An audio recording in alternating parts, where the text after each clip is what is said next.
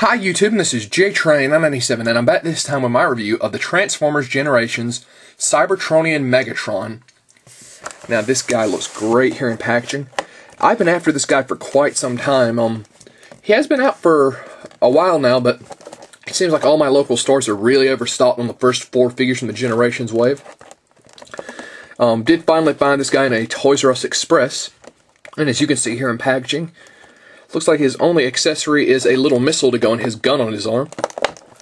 Package is a little banged up, but a nice looking figure there. On the back here you can see his alt mode, which is a Cybertronian tank. Over here his stats, he got a 10 in everything except for courage and skill, which are both 9s. And his reader says, Megatron rebuilds himself continuously. When the war first began on Cybertron, he constantly applied new modifications to catch the Autobots unaware and underprepared. His spies are always on the lookout for new tech that will optimize his body into the perfect war machine. He is the bleeding edge of technology on Cybertron, and his enemies will pay the price for not keeping up. So, a very great looking figure. That being said, let's pull this bad boy out of the packaging. And here we have Megatron in his alt mode, which is a Cybertronian tank. A very nice looking tank. Looks just like the game, which is what it's going for, obviously. You do have your button up here, which launches the little purple missile. And I'm really liking how well they hid the missile. So, not a whole lot to say about this. It looks great, but I'm not going to keep it in the alt mode. I'm going to keep it in the robot mode. So, that being said, let's go ahead and transform this bad boy.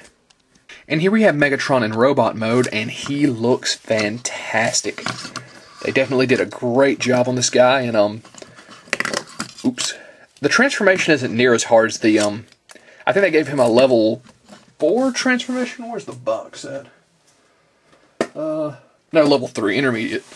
But, it really was an easy transformation. Once again, the missile fires out. I'm going to leave it off out of the missile launcher for the majority of this review.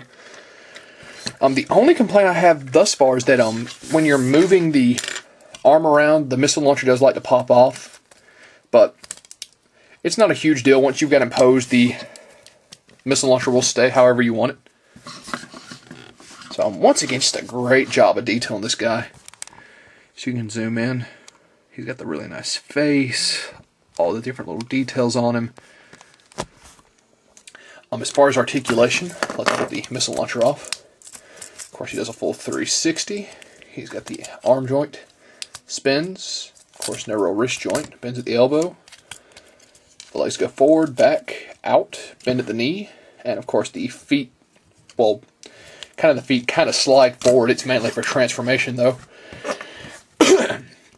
So overall, it seems like the majority of areas, at least where I live and where I've traveled to recently, are just way too overstocked on the initial waves with Prime, Bumblebee, Thrust, and Drift.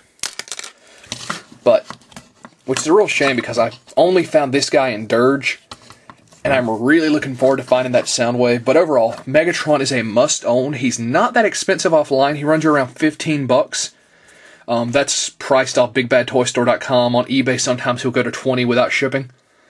But once again, a must-own for a Transformers fan, a great Megatron figure, and this is JTrain997 saying, even at 15 bucks, this guy's easily worth a pickup. I paid 12 at a Toys R Us Express, and I still think that was worth it. And I'll see you soon, YouTube.